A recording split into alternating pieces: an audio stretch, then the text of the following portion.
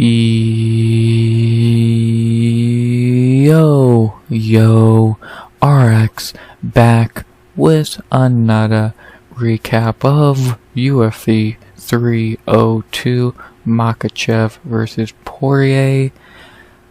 We back a day late with another recap. I'll talk about being back so late in a second. Well, getting this out so late in a second. But first I'll say, yeah, this card was fucking garbage. Like, honestly, this card was dreadful to make it through. And it was easily one of the shittiest cards in a while. One of the worst pay-per-views maybe ever. And this card was truly garbage. Like, this might be the worst card of the year so far. Like, from a fight standpoint, fucking 3 finishes in 12 fights and all of them are submissions. Like, this could easily be the worst card of the year. It's the worst pay-per-view of the year for sure. It might be the worst fucking card of the year. Cause I think even like whatever fight night Apex card I would have ranked at the worst right now, I guarantee you it had more finishes, more enjoyable moments, and we just got more out of that card because we got really nothing out of this card besides a shit ton of decisions, shitty judging all around, and just shitty fights. Like, and on paper, this card was not meant to be great, but it was meant to be at least be passable when this shit was trash. So, yeah, it's gonna be fun to recap this garbage. So, guess let's do it. Before I do, to comment on why this is coming out a day late on a Monday morning, because A, it was a pay-per-view, so it did end pretty late, and B, in a way, me being lazy, not doing it last night after the card was kind of beneficial, because if I would have done it last night, it would have came out shitty, because I was in a bad mood from the card, and it would just been me shitting on the card even more than I already am, and it would just been lazy and shitty. And now what I want to put out, I want to put out the best recap possible, because I know the breakdowns are fine. It's the recaps that I know can be hit or miss, and me doing a recap last night would have definitely been would have not been the best recap I can do. Me doing it a night later, and putting it out on Monday morning, yes, it'll probably get less views. Yes, people probably don't care, but I would rather put out a better, more, I don't know what would be the right term, a more well-made recap. I like doing that, putting out that later than putting out a shittily made, lazy recap today or yesterday for when this is coming out on Sunday. Then, so yeah, that's the long and short of it. So me being lazy and angry is probably beneficial. So, but enough of me rambling for 3.5 minutes. Let's get into the recap. Before I do, please like, comment, subscribe. 100 subs goal by the end of 2024. And unless I'm forgetting to say something, which I think is fucking impossible, let's recap some fights. Not gonna lie, this might be one of the shorter recaps because I don't want to talk about this garbage. I don't want to talk about really any of these fights, but I will for your entertainment. So let's do it. We began tonight on the early prelims in the flyweight division. Well, what was meant to be the flyweight division. Talk about that in a second. As we begin tonight at flyweight with a fight between André Lima versus Mitch Raposo. I say it was meant to be a flyweight fight because this got moved to a catchweight apparently, because André Lima missed weight by 4 pounds. Good job. I gave him benefit of the doubt with the biting shit because he couldn't control that. Dude, you gotta make weight. You missed by 4 pounds. You didn't even fucking try. Come on, dude. But yeah, first fight of the night, and it was shit. I'm gonna be opening this tab a lot during this recap because we had 8 decisions. So, or no, 9 decisions, my bad. 9 fucking decisions, and this one started off pretty bad. Yeah, for 15 minutes, Lima just picked apart Mitch on the feet. Was a pretty easy fight to score. Wasn't very entertaining. No knockdowns, no takedown attempts, no nothing. It was pretty much just Lima showing he's a way better striker than Mitch. And as he did that, I poked him twice and grabbed the cage once. So those new gloves are working fucking wonders, guys. Good job, fucking UFC. But yeah, very whatever fight, and yeah, pretty clear decision to anyone who has a fucking working eyeballs. But this dipshit, who we'll be talking about again later, clearly does not know how to score a fight, and he's just out here trolling at this point. So yeah, clear 30-27 Lima. I don't know what fucking crack you could be on if you think Mitch won a round, let alone the fight. So yeah, pretty clear, boring win for André Lima. I'll talk about Lima first. Not really much to say, even less good to say. Super disappointing performance. I picked him as my lock for the reason on a card that you could have picked a lot of people as the lock. And I picked him because I thought this was an easy fight for him. He's a way better fighter, which he is, and he did show that to an extent. But he didn't. He was the way better fighter while underperforming so heavily. Like, he underperformed and looked pretty bad in this fight. Like, he looked just. It didn't seem like he was fighting at his best. He just, like, he clearly won. But it wasn't as dominant as it should have been. He should have blown fucking Mitch out the water. And he beat him. But it was the most underwhelming performance I've seen. It's just like, well, dude, why did he look so bad? Like, he underperformed so bad. Like, I don't even know what to say. He just looked very underwhelmed. And I'm underwhelmed by that performance for a dude who, like, I'm happy I got my lock right, but with how meh he looked, it's just like, I'm fucking disappointed. I'm really disappointed in Lima. That performance on top of the weight miss is like, you really gotta fucking, like, everyone gives you a pass on the Igor shit. You couldn't control that, it happens. Yeah, you don't get a pass for this. You missed weight and you've performed like shit.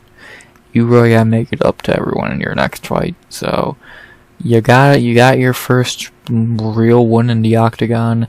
Now let's see how you do in your next fight. Cause he really has to show up in his next fight, cause this was really disappointing, underwhelming.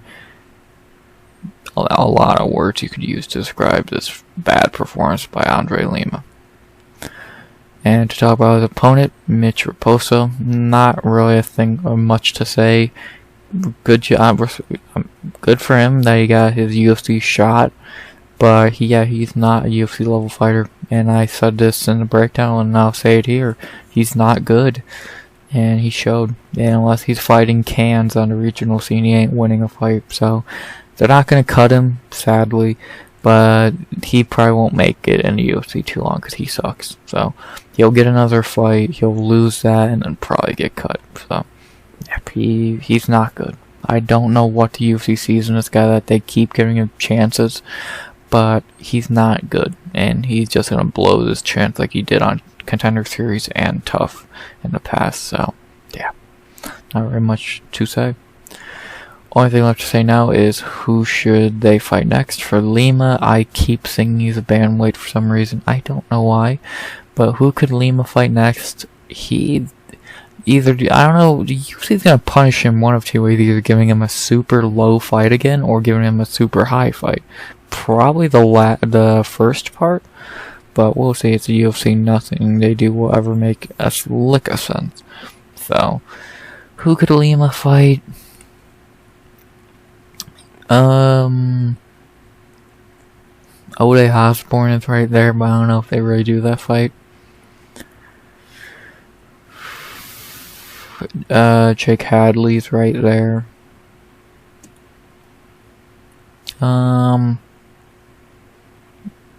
If they want to give him a veteran like that, then either of those two could make sense. Or they can give him a really shit fighter like Daniel Perez or fucking Felipe Boonies. So it mainly just depends on what the UFC is looking at for what they can do with Lima, or what they're gonna do with Lima. Do they give him a fight like Ode or Jake, which is a nice veteran that he should beat, or do they give him another step down, which is kind of meaningless? Because beating Felipe Boonies or fucking, I don't know,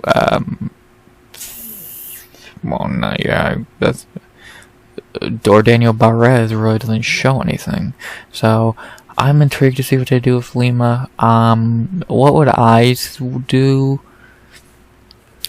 With the weight miss and the shit performance, I might give him a step down, cause all he did this week was fucking make his stock go down, missing weight and fighting like shit. That's how you get a fight with Felipe Boonies or fucking Daniel Perez coming off a win. So I would say do Lima versus, we'll go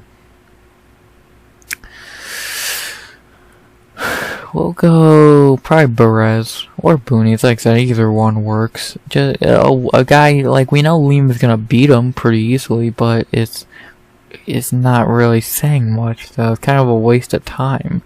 So I don't know.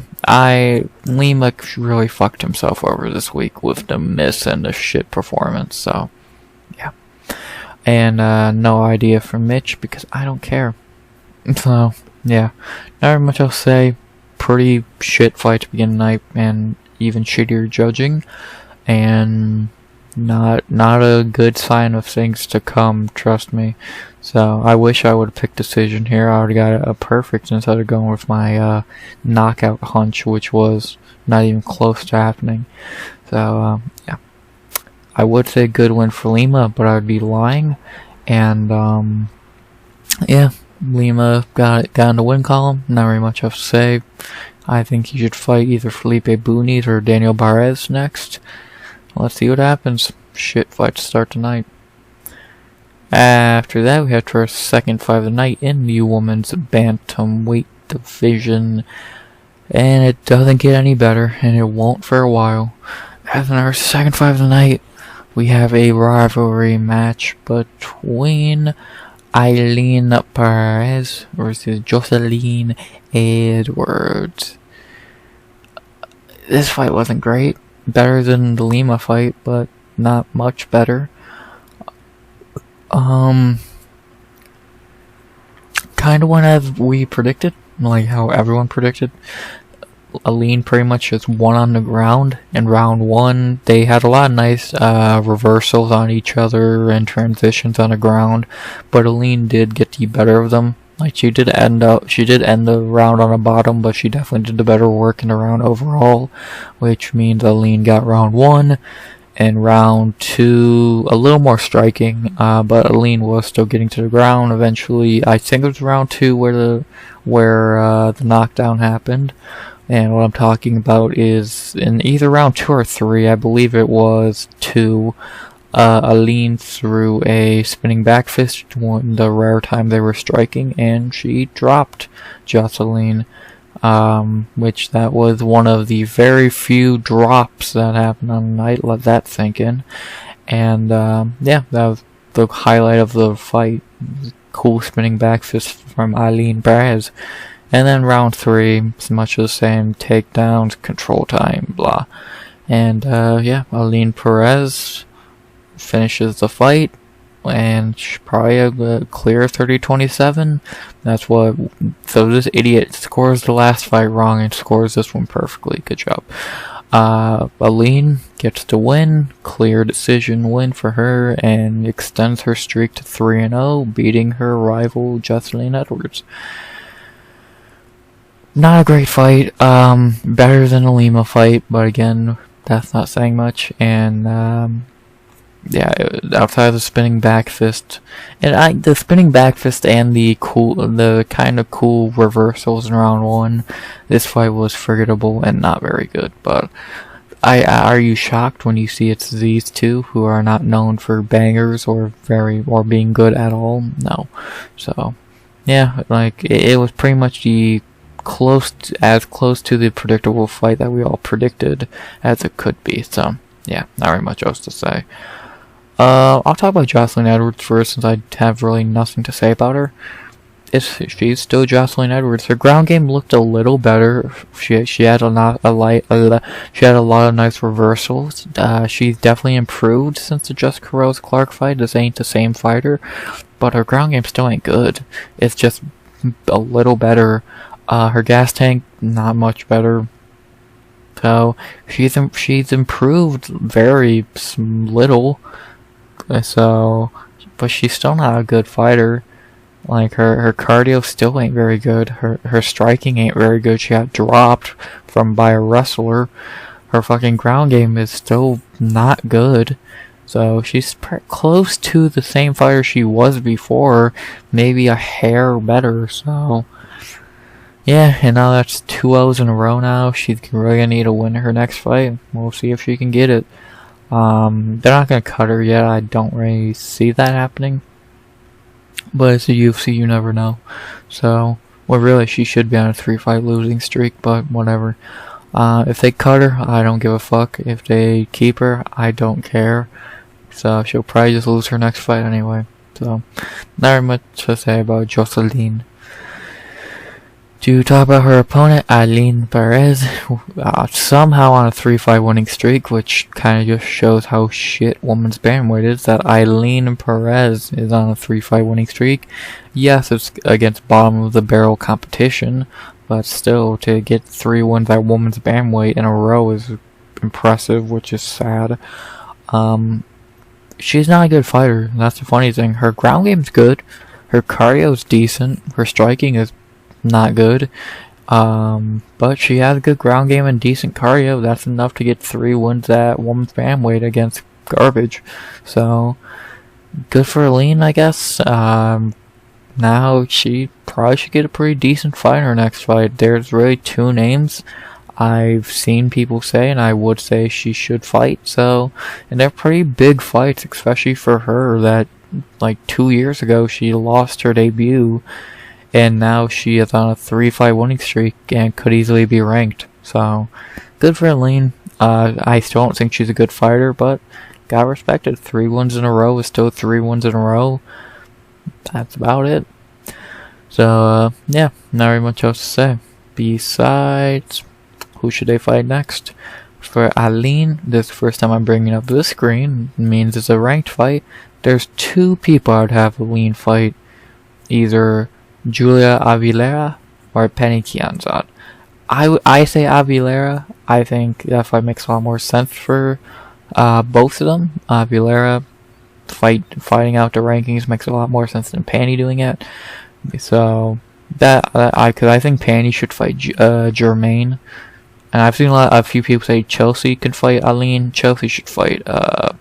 Well, Chelsea will probably fight Yana Santos, to be honest. So Chelsea will probably fight Yana. Germaine should fight Penny. Norma, who knows what Norma's gonna do? Maybe Irene or some shit. Woman bandwidth's a fucking shit show, but I say let's do Ailin Perez and Julia Avila. Julia coming off that loss to Miesha Tate last year in her return. Ailin on a 3-fight winning streak. I don't know who Ailin would even fight outside the rankings, because really no one is close to 3 wins, I believe, in the UFC so far. The closest we got is Nora, and I don't know what they're going to do with Nora. You could do Ailin and Nora, winner gets a ranking. I don't hate that, or even if you want to do Daria Zelezniakova.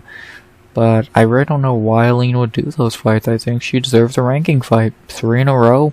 Give her a ranking fight, man. Avila is right there, coming off a loss to Tate. Let's do it. Fuck, I'll be honest. I think Ailin wins. So, let's do Ailin and Ailin Perez. No, I don't care who Joselyne Edwards fights. That's why I'm not wasting my time doing that. So yeah, not very much else to say. Good winning streak for Ailin Perez. She's building. Let's see if she gets that ranking fight she deserves. And if not, I wonder who she'll fight. So yeah, not very much else to say. A better fight than the first one, but still not good. And who should they fight next? I like Ailin Perez versus Julia Aguilera.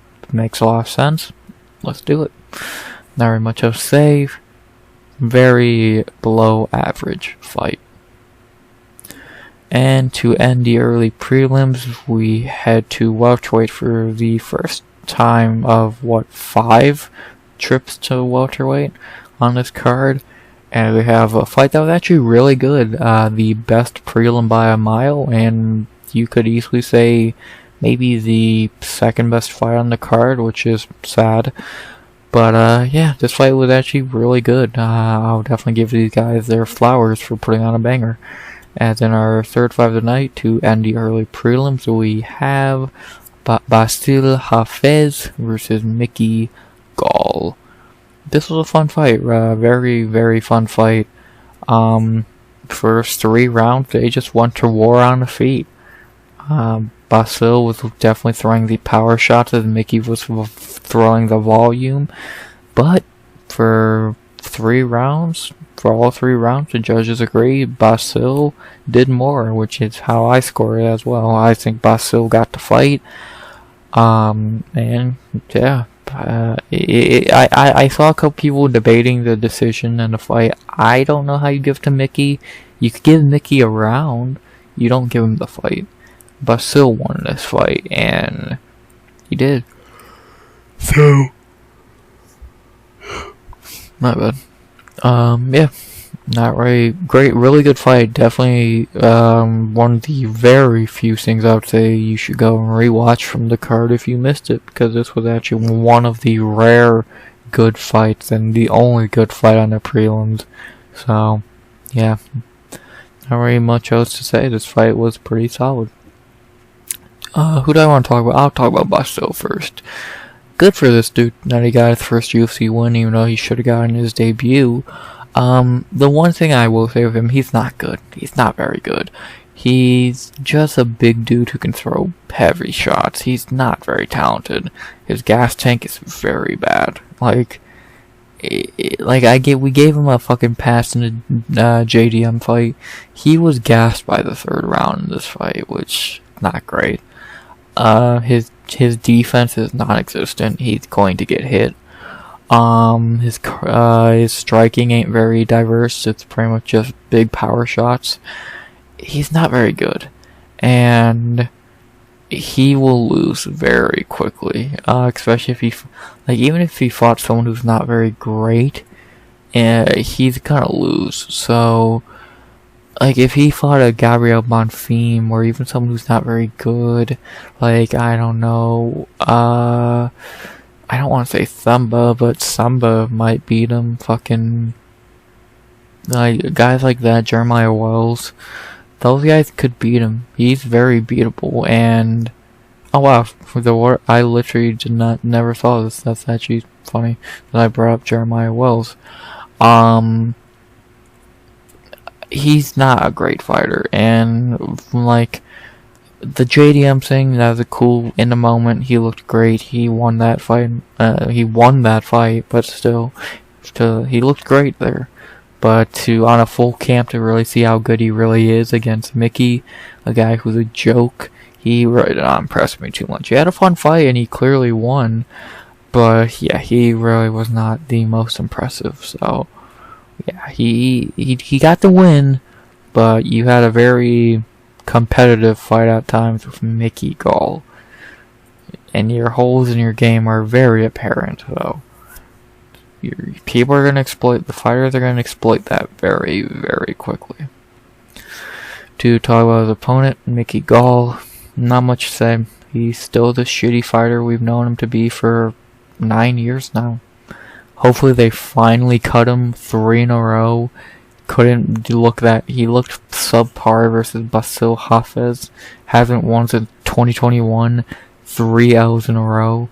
Just 7-6 record at 32 years old. Just cut him. He'll go to PFL. Let him. He's a terrible fighter. Like, if you keep him, you're just showing, like, if you keep him, you might as well just change his name to the guy that beat CM Punk. Like, that's the only fucking reason he's still in the UFC. We know it. There's no need to lie about it. That's the only reason he's still in the UFC. So, just fucking cut him. He's garbage. So, that's all I gotta say.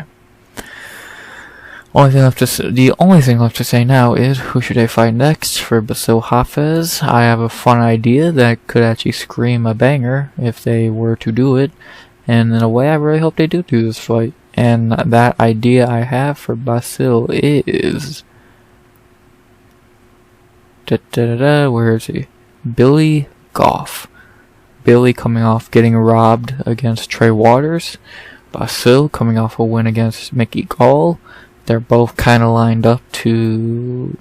I would say they're pretty much near each other in rankings-wise, or right now in the UFC, so let's do it. Billy Goff and Bassil Hafez, that screams a banger. Those two going at it. Bassil doesn't know what a block is. Billy Goff doesn't know what a block is. Let's see them fight. Let's see them punch each other in the head a bunch of times, because that's all the fight would be. Billy Goff and Bassil Hafez, sign me the fuck up. That sounds like a banger. Let's do it. I would really be down to see that fight. That could be a fight of the night on any fight night. Maybe even a pay-per-view, you never know. But at least on a fight night, that could easily be fight of the night. So let's do it. Bassil and Billy Goff, book it. But yeah, not very much else to say. Pretty good fight for this card standards. It's a great fight. And yeah, let's see what they do next with Bassil. Who should they fight next? In my opinion, I think we should get Bassil Hafez versus Billy Goff. But it's the UFC, they'll probably do something that makes no fucking sense. Like keep Mickey Gall around even though he should get cut. So, yeah. But yeah, I hope they book Bassil and Billy. That would be a banger. And let's see it. Not very much else to say. Pretty good fight. Best fight of the prelims. Second best fight of the card. Respect to both for the great fight. So those are the early prelims. Very little to write home about. 2 boring fights. Whoa. 2 boring fights and then a really fun ender. Can't complain about the end. The beginning sucked. But then we get to this, which it gets worse somehow. I don't know how it got worse. It did. Let's just get into it. Let's start the prelims. Staying at welterweight was a fight that was okay. It was a fight as we head to welterweight for a fight between Jake Matthews versus Phil Rowe. Well, as someone who looked at this fight as really frustrating to predict, it was frustrating to watch to an extent because fucking Phil Rowe, man. Underperforming like always, and Jake Matthews overperforming somehow. So, yeah, round 1, it was a pretty close round. Phil did land a couple nice shots, as I would say counters, as Jake was like fucking rushing in. Very close round. I gave it to Jake. I think he did a little more, but you could give it to Phil. He did land the bigger shots. Didn't matter because the next 2 rounds were all of Jake Matthews. In round 2, he's getting on the inside, landing the better shots, piecing up Phil, and then in round 3, I forget how. I think Phil slipped or Jake took him down, I don't remember, but either way Jake did end up on top and he just controlled Phil for the rest of the round, and that led to a win for Jake Matthews because he at least took the last 2 rounds. I say he took all 3, but whatever. Jake Matthews back in win column, looking pretty good, somehow overperforming again.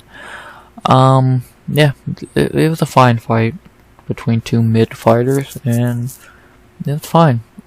Let's talk about Jake Matthews first. Jake somehow looking great out of nowhere, just from. And I'm not even saying this doesn't sound like hating, but I'm just gonna be honest. He's gonna fucking look. He wins this fight looking pretty good. Now he's gonna lose his next fight. Like he's gonna underperform and look. He's gonna underperform and look shit in his next fight and lose, and then he'll turn around and win his next fight. That's been his UFC career the last couple years. Fucking looks amazing versus André Filho. Loses to Matt Semmelsberger. Looks pretty good against Darius Flowers. Loses to Michael Morales, which I thought you understandable. Looks great against Phil Rowe. Probably gonna lose to insert name here. So it's frustrating. He's definitely falls in that category of hot cold fighters, which that list has really been becoming bigger over time somehow. And he's definitely one of the more frustrating ones. So yeah, when he's on, like that thing with Jake, when he is on fighting at his best, he's pretty good. He could be a pretty solid fighter, and we've seen that. But it's when he fucking doesn't show up, like the Semmelsberger fight, or the fucking he looked pretty like Michael Morales is a great fighter, and Jake Matthews just like barely showed up for that fight. So, and if you look at his losses, like outside of Kevin Lee and Michael Morales, he's losing to guys he really shouldn't be losing to: James Vick, Andrew Hallbook, Anthony Rocco Martin, Sean Brady, Matthew Semmelsberger. He should have beat all those guys with his skill set. And then somehow he has a win over the Leech in 2018. So it makes no fucking sense. He makes no sense. But that's Jake Matthews. That's been his whole UFC career, and that's how he's going to keep going, apparently. So the kid's on 20 fights in the UFC, which is fucking insane. So good to see Jake back in the win column, but man, is he frustrating to predict. Like, you can't predict him in a way. So, definitely gonna be considering picking him to lose his next fight, no matter who he's fighting, just because it's a Jake Matthews way. To talk about his opponent, Phil Rowe. Phil underperformed like always. Yeah, he looked pretty bad. I expected a lot better from Phil here, and he just didn't show up. It's weird to watch this fight, and after, like, in his last fight, he looked like he didn't look bad against Neil Magny. Neil Magny just made it a boring fight that you could give to Phil Rowe, and then now you turn around and he's losing 30-27 to Jake Matthews. It's like, what the fuck? And then that Niko Price win from 2 years ago actually has aged great after this card, because he beat Niko Price, finished him in round 3, and then you turn around, you see fucking Niko Price winning on a pay-per-view. So I don't know, Phil Rowe is very frustrating to watch, because you can see the dude has potential. He's really good at timing his shots at times. His counters are pretty good. But then he just falls apart. In this fight, he fell apart after round 1. He let Jake just get on the inside at will. He just, he wasn't fighting. He wasn't using his reach at all. He just didn't fight well. And the only person he can blame is himself for looking so underwhelming. So, and now he's on the fucking hot seat. He's fucking 2 L's in a row now. He's gonna need a win in his next fight. Let's see if he can get it, man. He needs it. But knowing him, he'll probably look like shit and underperform again. So, guess we'll have to wait and see. Only thing left to say now is who should I fight next? For Jake Matthews, I have a fun idea. What the fuck? Oh yeah, there it is. I think a fun fight for Jake Matthews would be Chaos Williams. Why not? Why not Jake and Chaos? Two guys who never crossed paths. Two dudes whose fighting styles are completely different. Two guys coming off wins within 2 weeks of each other. Let's do it. I think that sounds pretty fun. Chaos and Jake Matthews. I say let's book it. Could be a fun Apex fight. I'm down to see it. Book it. For Phil Rowe, I really don't know. There's a lot of people he could fight. Alex Morono, who lost on a pay-per-view, Kanan Song, Samba Garimbo, Trevin Giles. A lot of guys he could fight. Juice, even Trey Waters. A lot of names. I'm very interested to see what UFC does with him, who the UFC gives him.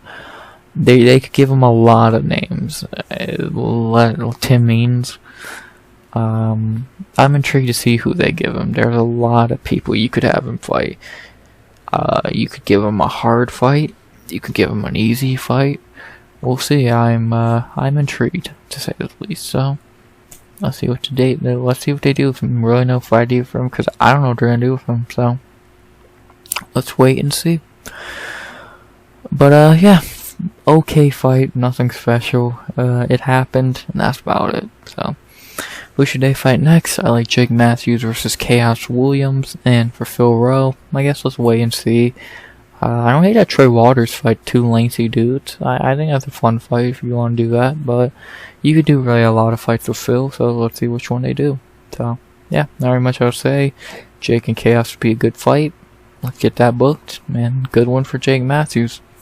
Getting back in the win column just to lose the next fight. Yeah. After that, we had the lightweight for a fight I'm not really going to talk about because this fight was god-awful. After in our second fight of the prelims, we had Grant Dawson versus Joe Solecki. I'm not going to waste your time for this. Grant laid on him for 15 minutes. This is the right scorecard. Nothing really happened outside round one. Grant is still the boring fraud we know him to be.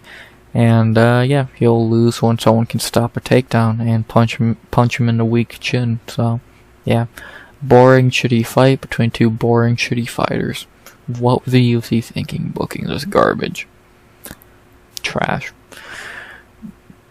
After that, we had two heavyweight for our second to last prelim, which was predictable to an extent. In our first finish, and our one of three. Why can that be more? But yeah, we got our first finish here as we had two heavyweight for a fight between Jailton Almeida versus Alexandr Romanov. Yeah, this fight was pretty predictable. Really no striking. Jailton shot in for a takedown. Romanov kind of stuffed it, but eventually Jailton did get on Romanov's back. And slowly but surely he locked in the rear naked choke, and eventually Romanov never fought the rear naked choke, just let him get it. And Romanov tapped out, and Jailton got a quick submission. Yeah, two shitty fighters fighting. I don't expect much, and we barely got a fight. We just got a quick rear naked choke. So, yeah. I want to talk about Romanov first, because, dude, this guy's a pathetic joke. Like, he had the same issue as Tai Tuivasa. He's never gotten better. He's never improved as a fighter, and he's never gotten slimmer. He's still a fat fuck. Just like Tai, and that's why they lose. They just think fucking... Like, in Romanov doesn't have the fucking power Tai has. Romanov just wants to fucking put you down, or lay you down and ground and pound you, and that's not gonna fucking work when you're in top 15, no matter how shit heavyweight is. So, yeah, Romanov's a joke. That's the simplest way to put it. Alexandr Romanov is a joke. And he does not care. He's getting a paycheck, he's happy, and he's gonna fucking dip for fucking a year. He doesn't care. It's annoying. It's fucking pathetic to watch to an extent. And he deserves to lose. He deserves to get embarrassed time in and time out because he's never improved as a fighter and he's never going to try to. So, that's what he deserves. He's a joke. To talk about the opponent, Jailton Almeida, or to talk about the winner of the fight, I guess would be a better term to put it. He ran through a can. We've seen him do it many times before, and he did it again here. So, good job. he still sucks. He still can't strike, and he's just gonna fucking lay on guys who can't stop takedowns. Oh boy. I'm not impressed. He beat a can, and he is a fraud. Still. I don't care what Curse Blades it does or how good Curse Blades is, because he's not very good anyway. This guy's still a fraud, and he can't change that. Simple as that. So, yeah, not very much else to say. Besides, who should they fight next? For Jailton, he made a call out I'm a really big fan of, and I hope they do it. Let's see Jailton fight Gall in Paris. Gall's gonna need a main event fight for that Paris card in a couple months, I think in September or some shit. And unless they give him Tybora, let's see fucking Jailton versus Rowe. I think that's a very interesting fight. Let's see if this will really see if Gall's ground game is better or not. So let's see it. Jailton versus Gall. Book it.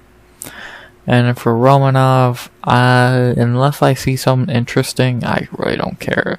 Actually, fuck it. Let's see him fight Ty.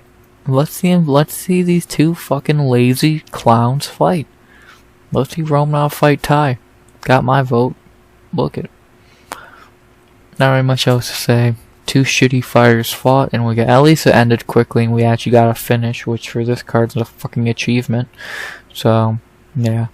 Not very much else to say besides who should they fight next. I like Jailton and Almeida versus Gall, and I like Alexandr Romanov versus Tai Tuivasa. Gall and Almeida, really cool Paris main event. Romanov and Tai, let's see the lazy fucks go at it. Not very much else to say. At least we got a finish.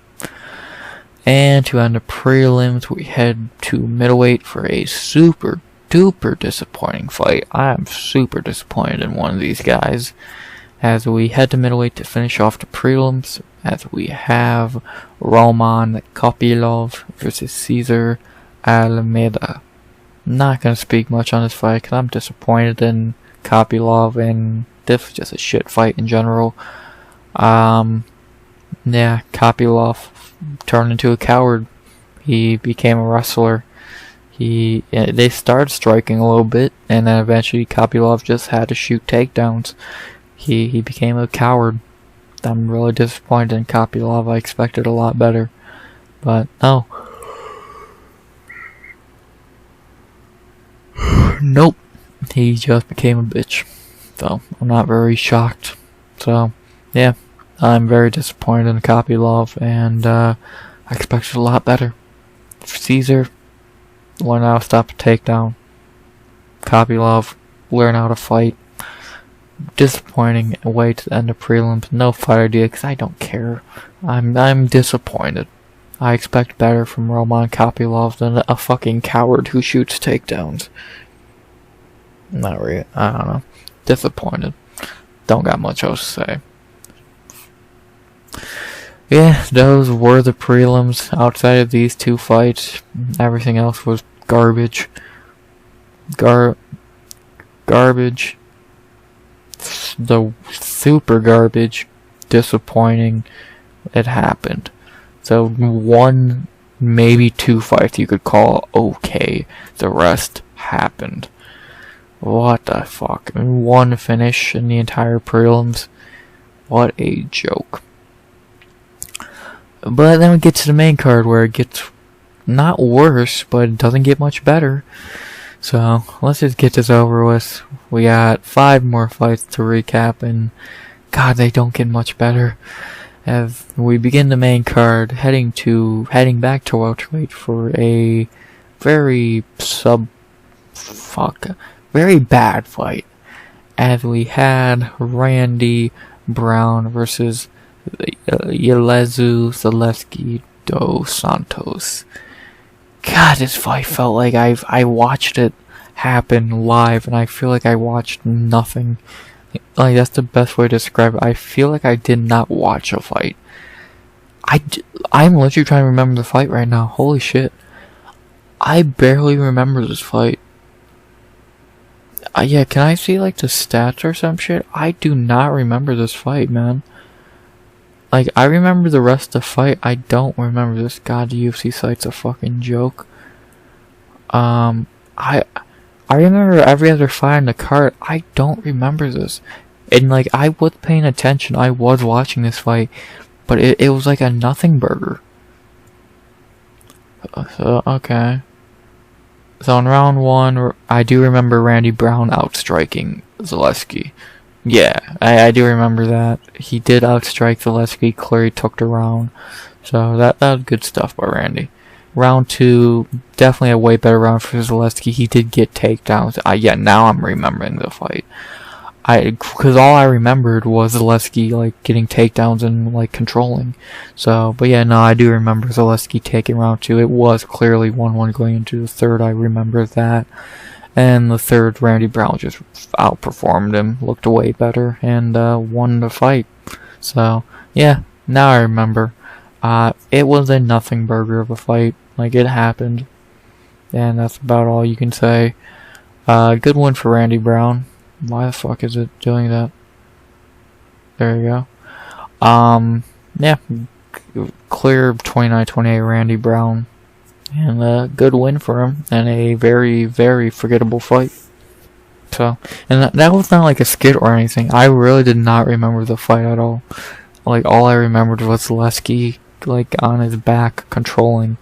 Like, that's how forgettable this fight was. I literally forgot it, which is rare. I remembered this all this garbage, and I couldn't remember this. God, this fight was not good. I guess let's talk about Randy Brown first. Randy, now on another 3-fight winning streak. It's crazy that this dude is 7-1 in his last 8, and his only loss was to JDM. Like, he's like definitely a guy who probably should have got a rankings fight by now, and he did fight JDM. Oh no, he did. I think he was at JDM's last fight before a ranking, so that checks out. But yeah, he's definitely a guy who probably should have got a rankings fight already, or even a ranking, but no luck. But I think he will finally get that. Maybe, unless they do my fight idea. So, I know he called out Joff Neal, which I don't hate, but I think there's a better idea for Joff. And unless they give him someone else, he's probably not gonna get that ranking he probably deserves by now. So, if they didn't book Luke, that would have been a cool rematch. Or, like, Neil Magny would work, but I'll talk about that when I get to the fight idea. But yeah, it's a kind of a shame Randy probably won't get that ranking or rankings fight he deserves. So, because he is really good. He actually is really, really good. Like, he's really good at using his reach and height and all that as an advantage at times. Zaleski did get on the inside a lot, but Zaleski is so good. So, yeah, Randy's a really solid fighter. He's what Phil Rowe wants to be. I know they're training partners, because I know Phil was wearing a shirt with, at Media Day, Phil was wearing a shirt with him and Randy on it, so I know they're training partners or friends. So it's kind of funny that Randy is what Phil Rowe could and should to say about, Randy Brown. To talk about his opponent, Zaleski dos Santos. Zaleski, 37 years old. He still looked really good, but he definitely could not really, his striking against Randy's was really not, doing too well, and that's why he lost. He was really having problems with the reach of Randy. Like, when he did get him down, he controlled him and looked really good, but Randy was just really good at fucking, fighting at range, landing the knee. He landed a vicious knee that really fucked up Zaleski, and he was just kind of outclassed on the feet. So, and I don't know if outclassed is the right word, because Zaleski was still doing pretty well, but Randy Brown was just able to land the better shots and fight his fight better. So, yeah, not really much else to say. Besides that, still fighting. The fact that he's still fighting at such a high level at 37 years old is really impressive. So, props to the old man for still going. Still one of the better welterweights in the world, man. So, good for him. Only thing left to say now is who should they fight next? For Randy Brown, my idea is not a rankings fight, but it's definitely a winner would get ranked fight. Like I said, I know he called out Joff, but I have a better idea for Joff. Neil Magny would be a good idea, but I want to see Neil fight Wonder Boy. They deserve to fight each other. Maybe he could fight Buckley. Like, I know Sean Brady has a fight booked. It's not announced yet, but I know he has a fight booked. So unless he fights Buckley, which I don't know if he will, I think the best idea for Randy Brown, Michael Morales. I think that'd be a banger. Michael Morales, we've not seen him in a hot minute. Randy Brown would be a really good test for him. I'm down to see it. Michael Morales and Randy Brown co-main on a fight night. Sign me the fuck up. The winner gets ranked. Let's do it. Unless Randy Brown's fighting Buckley, let's see him fight Michael Morales. I think it'd be a banger of a fight. And then for Zaleski, he could fight a lot of options. Max Griffin, Gunnar Nelson, I think would be awesome. I think he should fight Gunnar Nelson. Those two, if their kicks and all that, would actually probably be a really, really fun fight. So, yeah, I'm down to see Zaleski and Gunnar Nelson. If we ever see Gunnar Nelson again, who fucking knows at this point.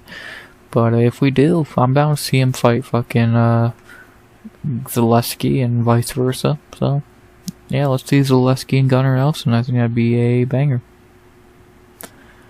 But, yeah, not very much else to say. Pretty forgettable, bad fight. And, sorry about that. Who should they fight next? I say let's see Randy Brown versus Michael Morales. And let's see Zaleski versus Gunnar Nelson. Brown and Morales would be a banger between two of the best unranked welterweights. And Zaleski versus Gunnar would be a really fun fight between some old dudes. So, let's see those two fights happen. And, yeah, not very much else to say. Forgettable is the word of the day for that fight. After that, we stay at welterweight for another fight that was not good and was just terrible. Just a terrible, boring fight. As in the rematch, we have Niko Price versus Alex Morono. Yeah, this rematch sucked.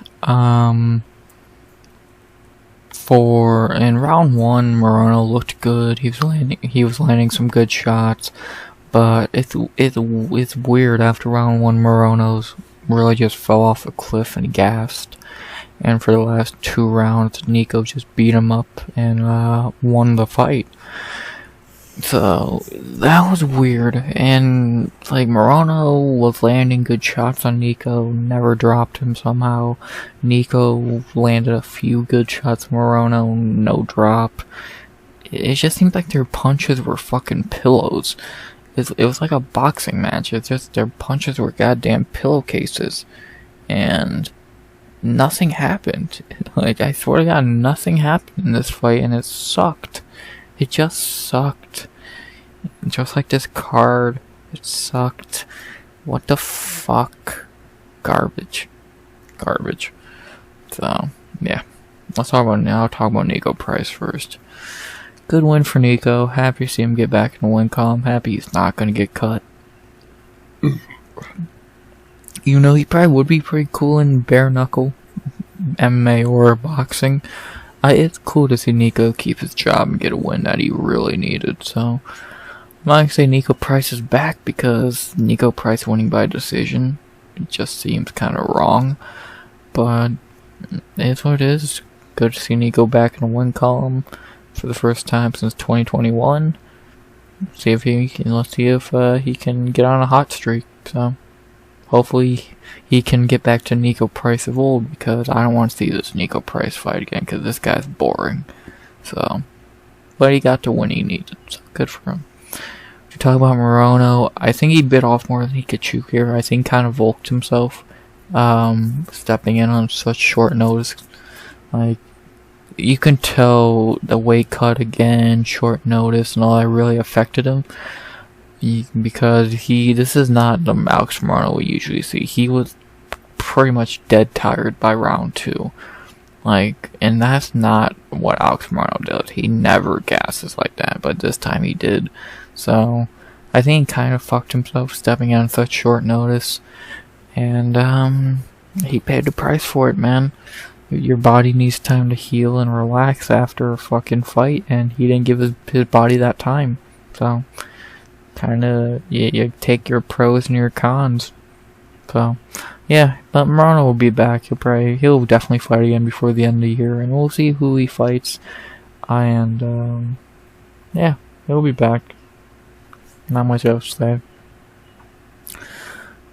Only thing left to say now is who should I fight next. For Niko Price, I have a pretty fun idea that I think would be cool if they did. And that is, let's see Niko Price versus Mitch. Well, those two dudes have bangers. Someone's probably getting knocked out.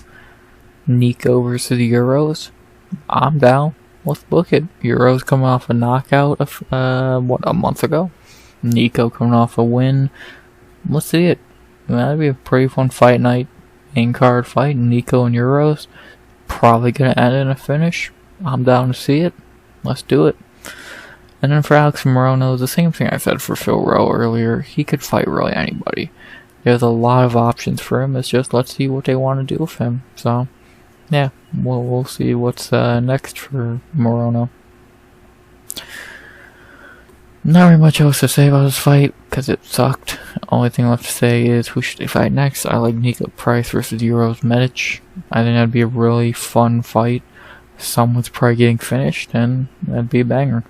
No idea for Morono, same thing as for Rowe. Let's just see who he fights. And, yeah, shitty rematch, a shitty main card fight, and just another shitty cherry on top of this shit cake. God, this card sucked. But for once on this card, we actually have a good moment as we head into our third fight of the main card. And actually a good thing happened on this card. I'm shocked. As we head to middleweight for Kevin Holland versus Michał Oleksiejczuk. Not much to say here.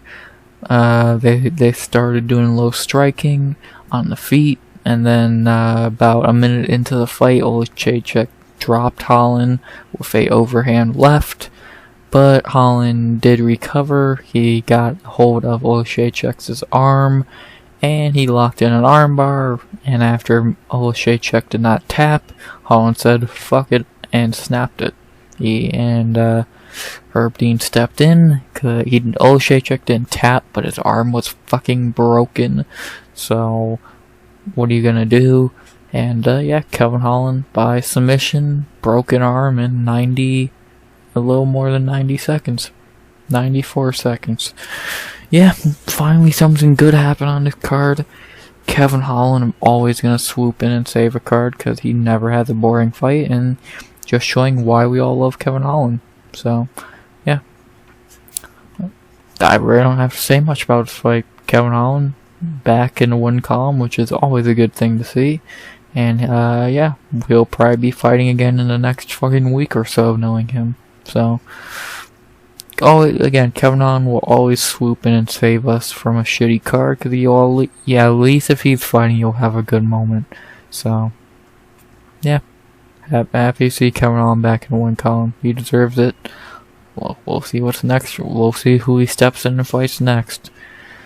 And then for Oleksiejczuk, we don't got much to say. He was a sacrificial lamb, and he played his part perfectly. I get he was annoyed the fight got stopped because he never tapped, but dude, your arm's broken. Fuck it. You're tough as nails, bro. We all respect you for that. But your arm is literally fucking broken. So, heal up, come back, and hopefully they give you a more favorable matchup, because they've kind of fucked you over twice in a row. So, yeah, maybe we'll see Oleksiejczuk again before the year ends. We'll see I don't know how bad his arm is, but depending on how bad it is, will depend on when we see him again. So, yeah, he was a good sacrificial lamb here, like we all knew he was. So, yeah, not very much else to say. Only thing left to say now is who should Kevin Holland fight next. I'm going to call for a rematch. and I think this would be a really cool fight to see run back in the UFC. I say let's see Kevin Holland versus, where is it? Let's see this rematch. Kevin Holland versus Geoff Neal happened in 2017. Let's see it happen in 2024. When Kevin Holland will fight wherever the UFC asks him to fight, I say let's send him back down to welterweight since he's still ranked. Let's have him fight number 10. I think this would be a cool fight to see run back. Let's do it. Kevin Holland in the first fight, won by knockout in the third. I don't know if that would happen again, but you never know. So, let's see it again, man. I would say I don't know who else Holland could fight, but at the same time, who would Holland not fight? So, Holland will step in and fight anyone at any second, at any time, so. But if he actually gets time to relax and heal up and all that, well, heal up. If he gets time to fucking get a camp in and get a fight booked that was not a step in, let's see Kevin Holland fight Geoff Neal. Let's see that rematch. I think it'd be a really cool idea. I think I've seen people talking about that fight for a long time now, so let's see it. Don't really got much else to say besides that. Yeah, good fight, good quick fight. Kevin Holland saves us from having a shit card, a completely shit card. And who should he fight next? Let's see Holland versus Neal 2. I think it'd be a cool rematch. No idea for Oleksiejczuk. Again, who knows how long he's gonna be out for, depending on the level of injury. But yeah, well, whenever he heals up, we'll see him back in there. So yeah, not very much else to say. Good one for Kevin Holland to get back on track, and let's see how long it takes him to fight again. I will give it maybe 2 months, knowing him. So yeah, something else to say. And now we head to the co-main event of the evening. It may be the most predictable fight on the card, one of, if not the, as we head to middleweight for a fight that I think we all predicted, unless you predicted the rare upset, as we had Sean Strickland versus Paulo Costa. Yeah, this was a Sean Strickland fight, 2AT. Sean Strickland for 25 minutes walked Costa down and beat him up. It was clear 50-45. He dropped him 3 times. It was a Strickland fight, as we all knew it to be. So, it was not the most exciting fight in the world, but it's Sean Strickland. He's gonna fight one way and one way only, like Sean Strickland. So, yeah, not very much else to say. Like, I get this the co-main big fight, not much to say. He made Costa run away for 25 minutes. So can't put it in simpler terms. That's the simplest way to put it, because that's just true. So, yeah. Yeah, I'll talk about Strickland first, because you could say a lot, and I'll say my main piece in the fight ideas, but yeah, Strickland got back on track with a nice win here, in a fight that really made no sense to begin with, so now let's see how the UFC repays him. So, yeah, like, I saw the funniest thing on Twitter today. I saw someone say, I make a tweet, how would you describe Sean Strickland's fighting style to someone who's never watched? And then I replied, and I think this is funny, I don't know how it even works. Because how does his stupid ass fighting style work? He walks forward in that weird ass Philly show, throwing the weakest shots possible, and it wins fights. I don't get it, but good for him, man. Works. And then talk about Paulo. I'm happy we've seen Paulo fight twice this year. It's good to see him coming back into being an active fighter, and maybe we'll see him fight one more time this year. I doubt it, but you never know. He didn't take much damage, shit. Yeah, not very much to say. He ran away for 15 minutes. I can't even be upset. He ran away. Simple as that. So, and I'm not even gonna, like, I know the main talking point of this fight is this bullshit. I'm not even gonna waste breath on this, UFC tried to screw Strickland again, but even they knew it was too far. So yeah, fuck this garbage. Fuck this idiot Dave. You don't know how to score a fight, bro. So yeah.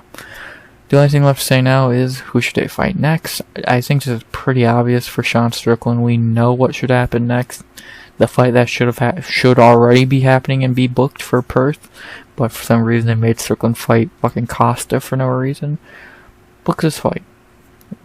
Fuck Izzy.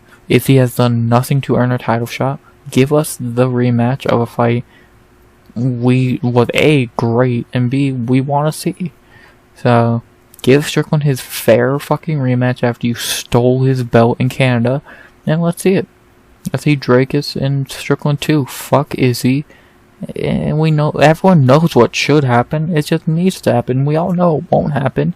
We already know they're gonna do Drakus and Izzy for no reason, and that's bullshit. So, UFC will continue screwing over Strickland because that's the only thing they know how to do. They robbed him of his belt. They gave him a fight that made no sense. He fucking won it. And now you're gonna make him watch Izzy and Drakus fight the two guys he beat. So, it's bullshit. It's just fucking bullshit. And the UFC gonna fucking push Strickland too far, man. He's gonna say, fuck you, I'm done. They're lucky, they are lucky they pay him good enough, cause, oof, he should. If anyone has the right to say, fuck you, I'm out of here, it's this guy. So, but he won't do that. He's getting paid a lot, so, whatever. And then for Paulo, I don't know who Costa could even fight at this point. I guess let's wait and see. I saw a couple people say he could fight Holland. Yeah, I'd be down to see it. I don't think that they're gonna do it, but I'm down to see it. Maybe he could fight. I'm down to see him fight Caio Borrello, to be honest. I think that'd be a pretty cool fight. I doubt they do that, but I'd be down. Or even Michał Pereira. Jesus Christ. Either one of these two fights would be fucking badass versus Paulo. So, yeah, I have no idea what they're going to do with Paulo, but we'll probably find out sooner than later. So, yeah, let's see what they do. Not really much else to say. Pretty boring fight, but it was a Sean Strickland domination, so you know it's not going to be the most exciting shit in the world, so, yeah. One thing left to say is who should they fight next? We all know what they should do with Strickland. We all know what's not going to happen with Strickland. Give him his title shot. For Paulo, who knows? So, yeah, not really much else to say. It was a Strickland fight. Simple as that. And now to talk about the main event of the evening. Not going to waste much time on this because I could rant for a minute about this. For the UFC Lightweight Championship of the World, we had Islam Makhachev versus Dustin the Diamond Poirier. Not gonna say much about this fight. Islam fought scared for the whole fight. He had to try and sniff Dustin's nuts because he can't actually fight. And yeah, he beat him. He looked like shit versus an old washed Dustin Poirier. Good job, Islam. You're a joke. Yeah, I'm not gonna waste much breath on this fight. Fuck Islam. He sucks. He's a joke. Khabib sub Dustin in what, round 3 or 2? It took you 5 rounds and you got fucking beat up. You suck. Islam's a joke. Simple as that. He'll never be my pound for pound one. Neither will John Jones. I don't know who the pound for pound one is right now. It's not Islam, and it's not John Jones. But if it was John Jones, I would be more okay for than this loser. So, fuck Islam. Go fight Arman and lose. Because you can try and duck Arman all you want. You gotta fight him. So, go fight Arman. This is the only guy who actually deserves anyone's fucking breath after this fight. Because that other clown is a waste of time. If this really is the end of the diamond, it's been real, brother.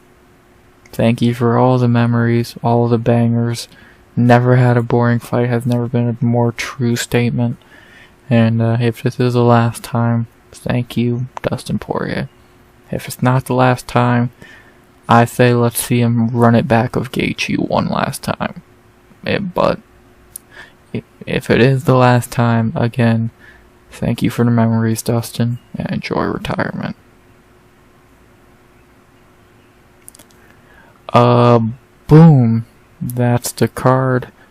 To go over how I did on picks, I went 8 of 12 for perfect 515. Really only got 2 wrong, because obviously, well, 3 wrong. Really, mainly because Dustin was biased, obviously. The other 3, I got wrong. Morono looked like shit. César couldn't stop a takedown, and Rowe is Rowe. So, yeah, not really a good night of picks. Pretty good night of picks on a card that was shit. The bonuses, I don't know. I say no one gets a bonus outside of Kevin Holland and Dustin Poirier. So they gave 5 of the night to Islam and Poirier. They gave performance of the night to Islam and Holland. I would just gave a performance bonus to Holland and and 5 of the night to Poirier, and only Poirier. This idiot doesn't deserve shit for trying to hug Dustin all fight. So, yeah. Holland and Poirier are the only people who deserve anything on this card because they actually came to fight. So, everyone else just is either Sean Strickland, so I can't even shit on him, that's just Sean Strickland, or they suck. So, thank you, Holland and Poirier, for giving us the only memorable things of this card, because you are the only people who deserved bonuses, because you actually came to fight. Thank you. And I'll end it off by saying, if you did miss the card, what should you go back and rewatch? This is not really much. I would say the Bassil, the Hafez Mickey Gall fight, that was actually pretty good. Kevin Holland, and maybe that's about it. If you want to watch the Poirier or Strickland fight, that's your choice. But I would say pretty much Holland and Gall. Besides that, the other 2 options are your choice and your choice only. I wouldn't recommend it, but you can do you. So, yeah. Everything else, skip because it was fucking garbage or boring.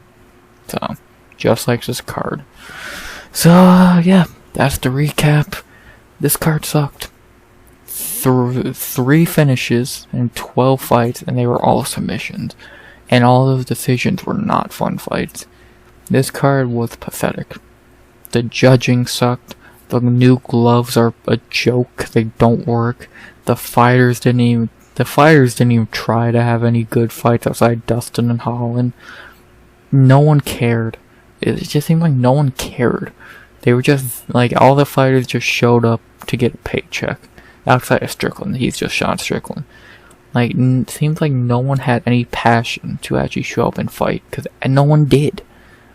So, this card's terrible. It's gonna go down as one of the worst pay-per-views, like, ever. I'll be shocked if this ain't the worst pay-per-view of the 300, because this card is a joke. I don't want to know what is worse than this pay-per-view. What pay-per-view can top this for the worst, because I don't even know what could be worse. So, yeah, this sucked. Waste of fucking time. If you bought this pay-per-view, you're an idiot in general, let alone I feel bad for you. And hopefully 303 with Conor's return can be better than this. But they're already not off to a hot start since they canceled the press conference that was going to happen on Monday. So, what did Conor do now? But, yeah, enough rambling. Next time you'll hear me ramble is Friday, 1 p.m. for a breakdown of UFC Louisville, Cannonier versus Imavov. That card ain't very good, but it can't be as bad as this. So, and you'll hear me recap that card probably Sunday. I don't think that will be maybe that'll be a Monday one. I doubt it. It'll probably be Sunday, but you never know. I'll try and get it out on Sunday. And unless the card's pure garbage like this, then I might just fucking quit. Cause what the fuck, man. But no, all seriousness, yeah, you'll probably hear me recap that card on Sunday. So, breakdown on Friday, recaps on Sunday. You know how it is. Let's get into Fight Night Week. But yeah, let's put this card in the rearview mirror because that's the only place it deserves to be. To do that, I'll say, hope you enjoyed the video. Please like, comment, subscribe. 100 subs goal by the end of the year. And as always, unless I'm forgetting to say something, RX